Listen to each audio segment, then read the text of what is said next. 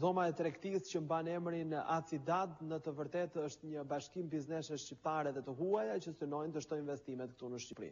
Presidenti i kësaj dhome me kapacitet ekonomik 300 milion euro gjatë një vjetori të krijimit ka sqaruar edhe synimet që ka për të ardhmen. Të bashkuar në një emër, Acitat, 150 biznese vendase dhe të huaja kanë festuar një vjetorin e krijimit të dhomës shqiptare të tregtisë ndërkombëtare dhe zhvillimit. Duke parë Shqipërinë si një partner të investimeve të huaja, u konceptua një vit më parë Acitat.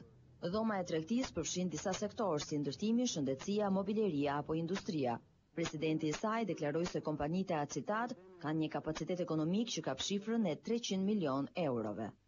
Është vendimtare për biznesin të krijojë unione interesash me qëllim si shkëmbim informacioni, shkëmbim eksperience dhe pse jo bashkim tregjesh. Me ndihmën e këtij partneri të ri, biznesi shqiptar duhet të dalë nga kurthi i biznesit individ dhe të institucionalizohet, të rrisë fushën e veprimit nga lokal në kombëtar dhe nga kombëtar në ndërkombëtar. Sipas drejtuesve të Acitat, synimi i kësaj dhome tregtie është afrimi i investimeve të huaja në Shqipëri.